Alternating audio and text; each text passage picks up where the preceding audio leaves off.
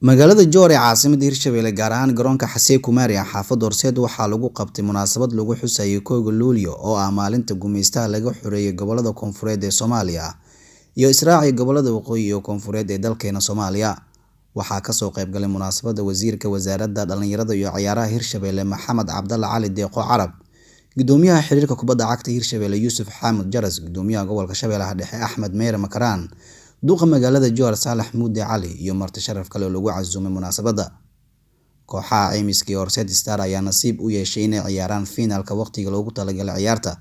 waxay ku soo idlaatay barbaro min 2 gool ah waxaana la isla aaday gool kulaad waxaana sidaasi koobka ugu guuleysatay naadiga ku ciyaaraysa magaca caymiska.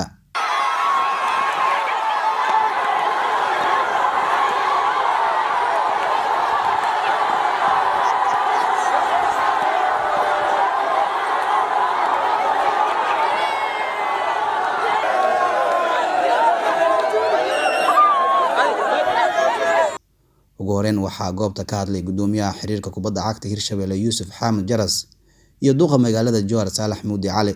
waxaan u talagalnay in loo dhigo 4 kooxood. maanta waxaa ilaahay guushug siiyay inay ku guuleysatay kooxdii ka socotay caymis. marka maanta waa maalin ku weyn ummad Soomaaliyeed. wixii faahfaahin ay waxaan u joogo gudoomiyaha gobolka, wasiirka isboortiga iyo duqa magaalada. laakiin anaga Hirshabelle ahaan kubadda cagta aanu matalay xiriirka kubadda cagta Hirshabelle waxaan soo dhaweynaynaa waxaan u hambalyeynaa guddiga degmada Joor ee soo qabanqaabiya ciyaartan xiisaha leh. marka waxaan leeyahay hambalyo meel walba oo joogo isboortiga Hirshabelle waxaan leeyahay soo dhawaada maalinta waa maalin weyn kooda Luulyo hambalyo. waa maalin aad u qiimo badan maanta oo ah kooda Luulyo taasoo lagu maamuusayay ciyaarahan socday maanta maalmahan ee ka soo qayb galay 4 kooxood.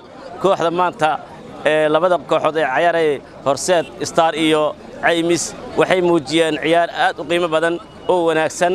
ciyaartaas oo farxad gelisay taasoo koobka munaasabadeedina ay ahayd mid aad dadka dhan ay u riyaaqeen. bulshada weynta reer Jowharna ay ka soo qayb galeen iyagoo ku faraxsan iyadoo ay tahay munaasabad aad u qaali ah. dhinaca kale waxaa goobta munaasabadda ka hadlay gudoomiyaha gobolka Shabeellaha Dhexe Mudane Axmed Meere Makaraan iyo wasiirka wasaaradda dhalinyarada iyo ciyaaraha Hirshabelle Maxamed Cabdalla Cali Deeqo Carab. waxayna sheegeen inay tartamo kale qaban doonaan dhalintuna ay ka shaqeeyaan nabadda iyo isdhexgalka bulshada. galabta waxaa meeshan ka dhacday ciyaar aad u wanaagsan. ciyaartaas oo maartay galabta gunaanada ay u heeday ama lagu soo bandhigayay kooda Luulyo farxadda ay dhalinyarada maartay kooda Luulyo u qabaan inay galabta koobkan ciyaaraan. maalmahana la soo waday oo 4 kooxood loo dhigay sida maartay warbixinta aan ku hayno. galabtana finaalka ee labada kooxood ugu dambeysay waxay muujiyeen runtii ciyaar aad u wanaagsan.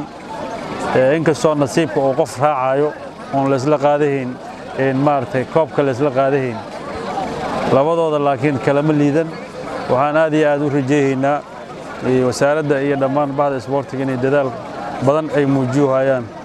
laakiin waxaan rabnaa dadaalkiisa wasiirka haddii uu sii joogo wasaaradda uu ku sii sugnaado. waxaan rabnaa garoonkan oo maartay garoon roog yaallo oo fiican oo maartay sida maanta uu yahay ka duwan 4 sano soo socota haddii wasiirnimada aad maartay sii joogtid garoonkan ayaan ka rabnaa hadduu Ilaahay yiraahdo. waxaa farxad inoo ah maanta inaan mataqaanaa joogno gabagabadii ciyaarihii 4 kooxood ee la soo bilaabay 26kii. maanta kooda Luulyana ay tahay mataqaanaa maalin munaasabad ah, maalin mataqaanaa xornimada Soomaaliya mataqaanaa dadka aan qaadnay inaan maanta mataqaanaa koobkan kaga faa'iideysano fursad weyn oo qaali ah noo ahayd. waxaan leeyahay labada kooxood oo ciyaartay Horseed iyo caymisba hambalyo.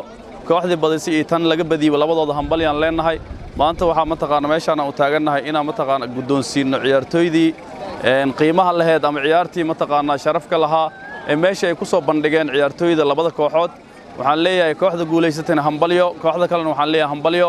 xiriirka kubadda cagta degmada Joor ayaa wada qabanqaabada tartanka heerka labaad ee Serie B-da iyaduna ay ka qayb gali doonaan ku dhawaad 10 kooxood. maalmaha soo socda ayaa la filayaa inuu ka furmo magaalada Joor ee caasimadda Hirshabelle.